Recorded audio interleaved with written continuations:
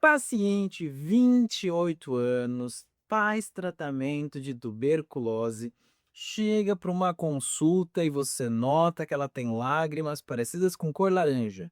Ela está reclamando de uma urina viva com sangue, reclama também de formigamento nos membros inferiores e reclama que veio um beta-HCG positivo e ela jura de pé juntos que tomou todos os anticoncepcionais.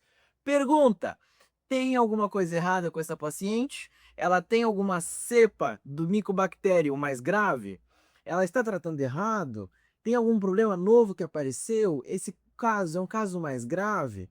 Não é surtados. Todos esses são efeitos adversos do tratamento da tuberculose, mas a pessoa que prescreveu sabia as doses, mas não sabia o mecanismo da farmacologia. Fica comigo porque hoje nós vamos discutir quem são as drogas, quando utilizar e quais são os eventos. Roda a vinheta.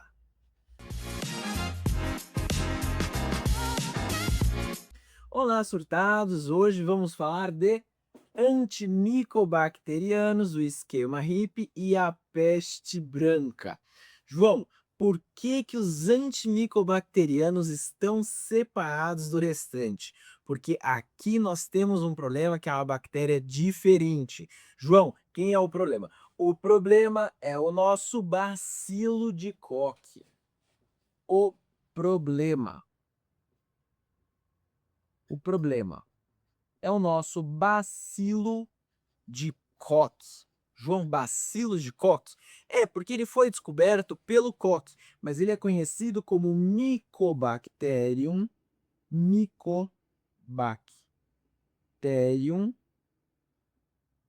tuberculosis. João, o agente causador da tuberculose? Sim, da tuberculose. João, o que que ele tem de especial? Quando nós vimos outros antibióticos e nós falamos de bactérias gram-positivas, gram-negativas, nós estávamos falando justamente daquela parede celular de peptido glicano.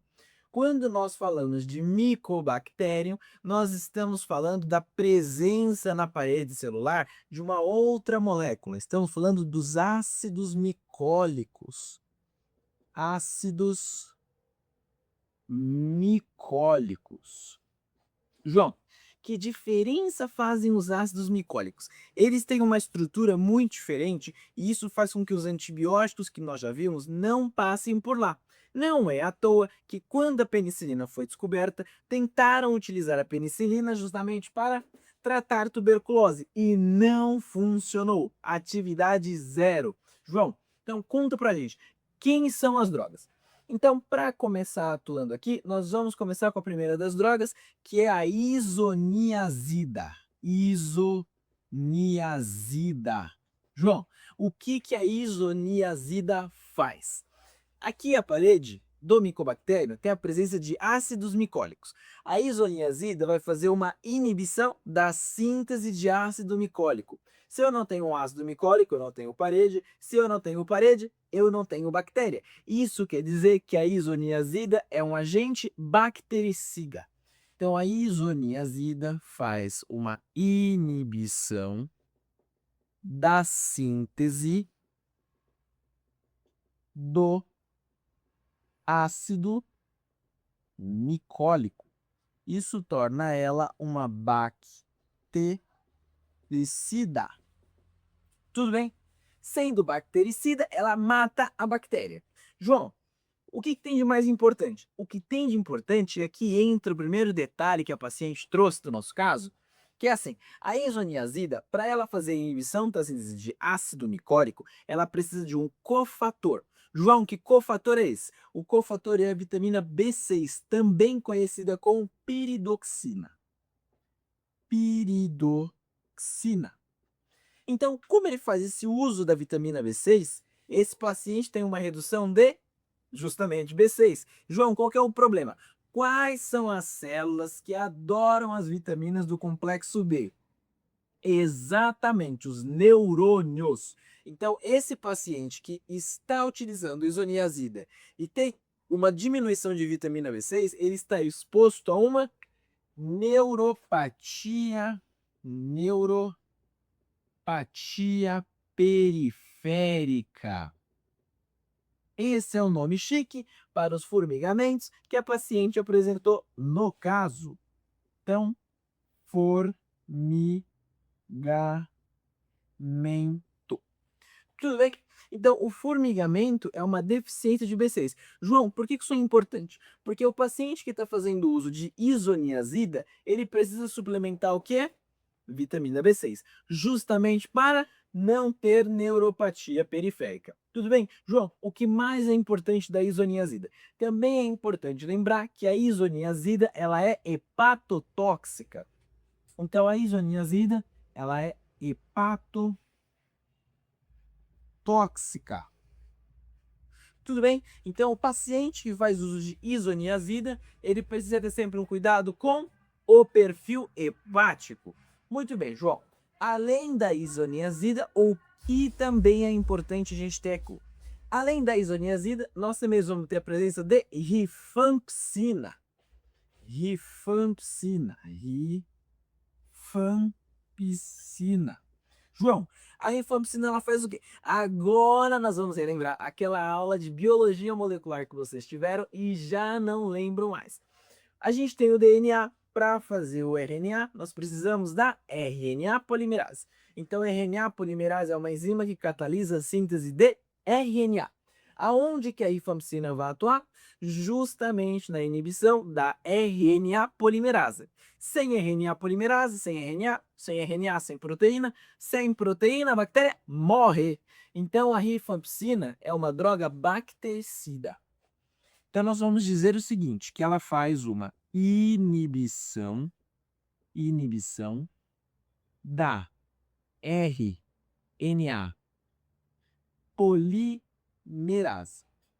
Se ela faz uma inibição da RNA polimerase, ela é um agente bactericida. João, tudo bem. E daí?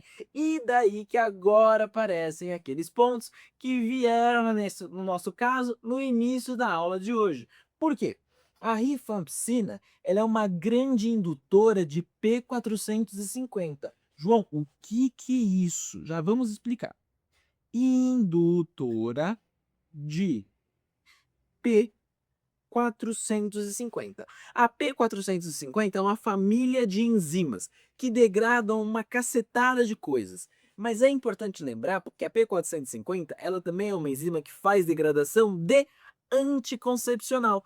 Então, aquela nossa paciente que apareceu em uso de rifampicina porque estava tratando uma tuberculose e ela viu um beta-HCG positivo, ou seja, uma gravidez, e ela disse que estava tomando anticoncepcional, é provável que ela realmente estava tomando. Só que como eu tenho uma indução de P450, eu tenho uma degradação aumentada de anticoncepcional. Degradação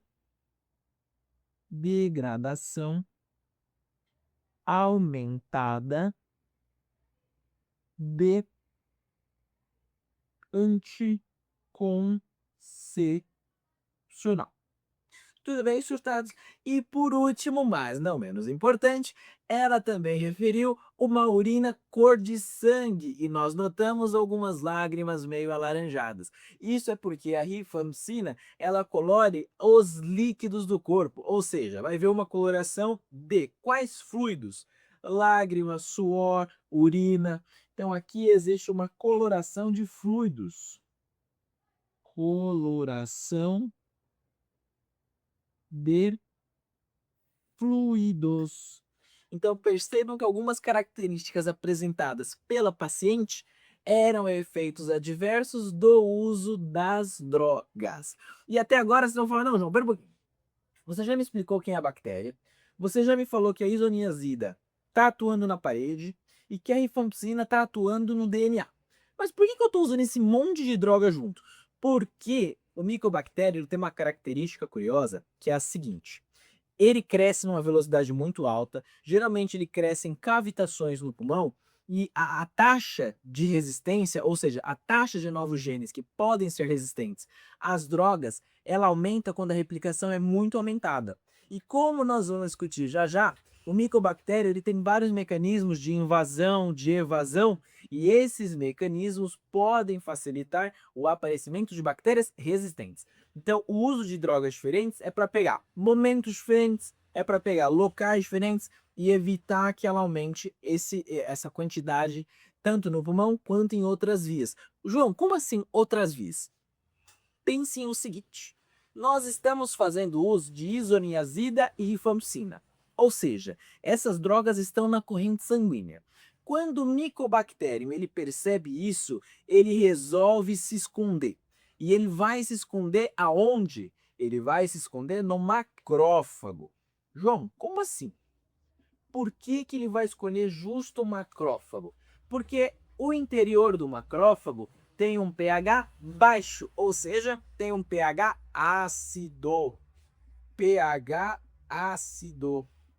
João, por que que isso é importante? Porque é o seguinte, essas drogas que nós estamos utilizando, isoniazida e rifampicina, são drogas que estão mais ou menos no nosso pH sanguíneo, algo em torno de 7,4.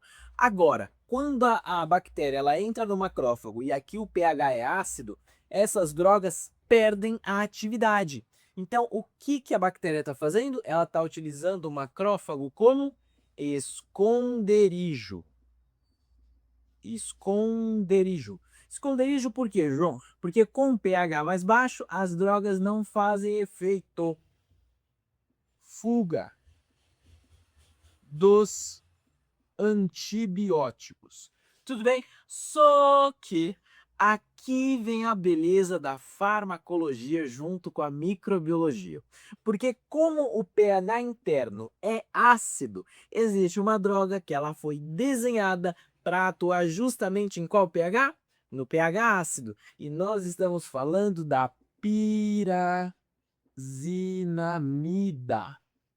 João, o que que a pirazinamida vai fazer então?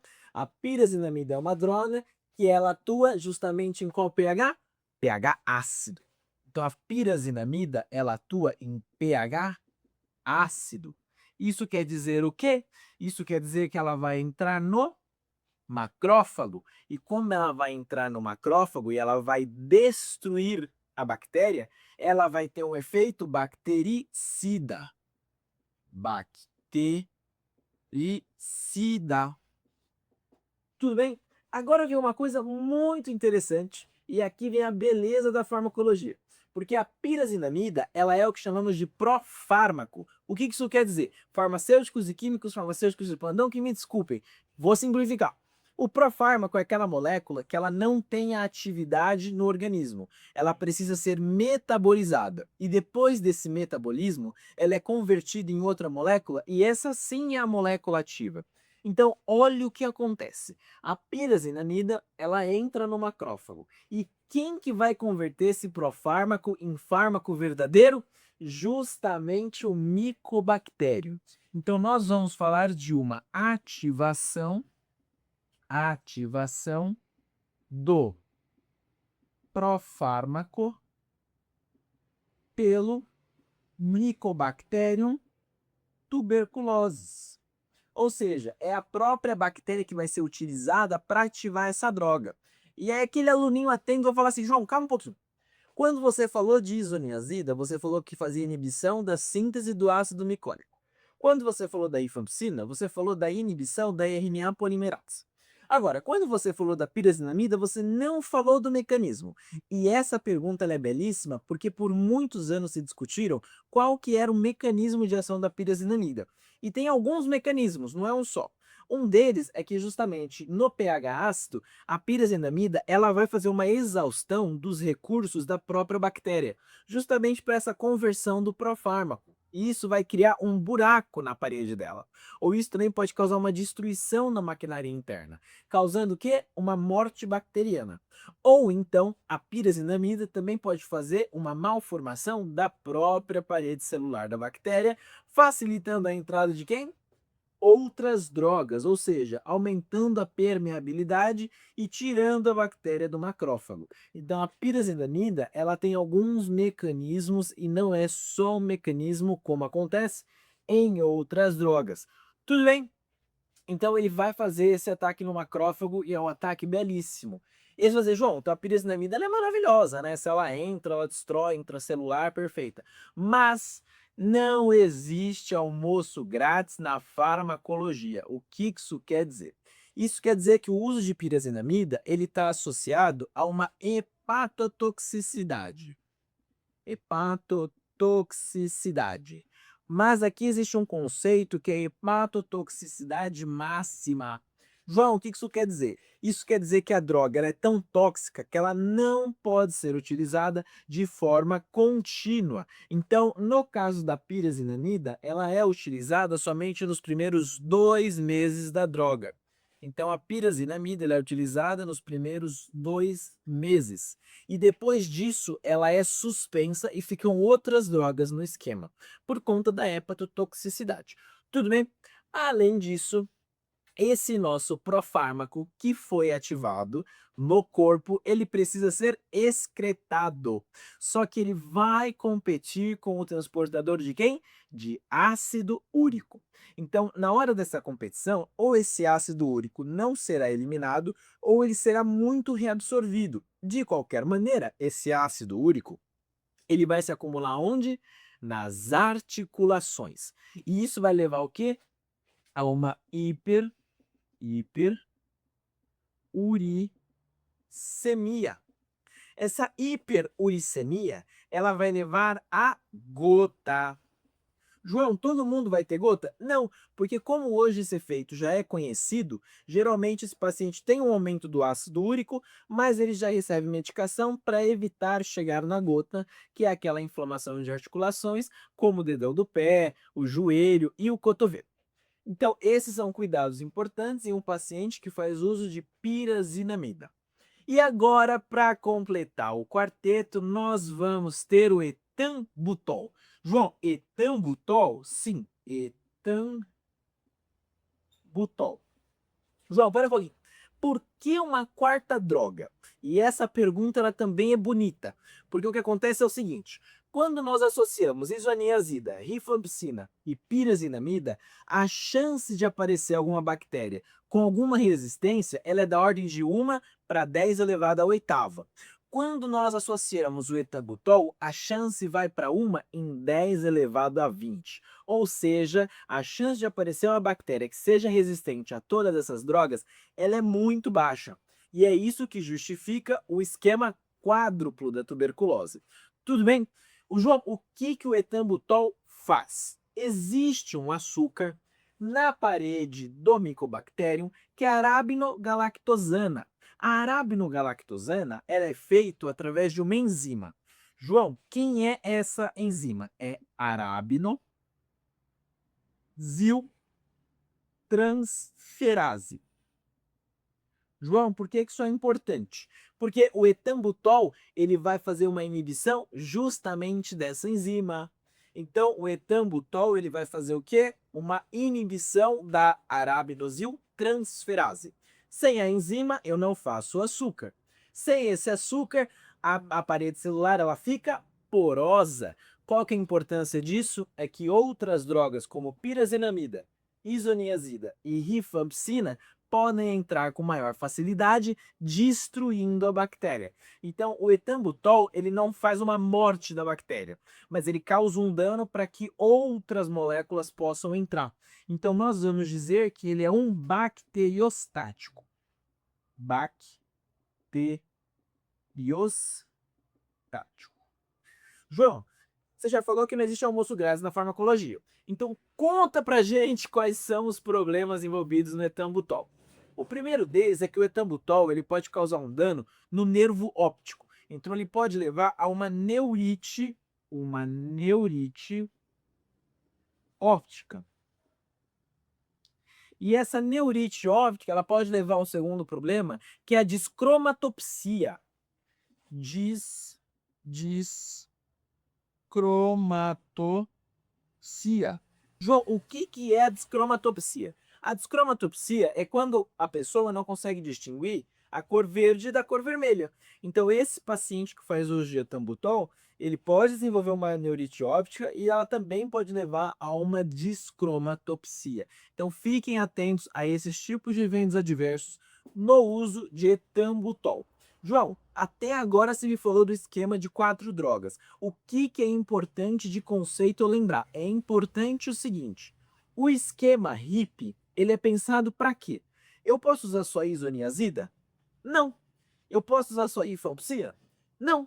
Eu posso usar só pirazinamida? Não. Inclusive, a inserção do etambutol é para aumentar justamente o que? A aderência e o que? A efetividade do tratamento. Então, não posso, repito, não posso fazer monoterapia em tuberculose. Então, o que é importante no esquema HIP? Não fazer monoterapia. João, por quê? Porque não funciona e isso leva a gente para a próxima discussão, que é a peste branca. A peste branca é um nome que a tuberculose levou ao longo dos séculos 18, 19 e parte do 20. Por que peste branca? Porque nessa época não tinha nenhum recurso antibiótico a ser utilizado. Então, como que evolui um paciente com tuberculose que não é tratado? Ele tem perda de peso e ele também tem uma anemia crônica, então ele fica pálido. Por isso da peste branca. João, o que eram feito com essas pessoas? Elas eram colocadas nos sanatórios que foram criados para essas pessoas, onde eles recebiam ar fresco, muita comida.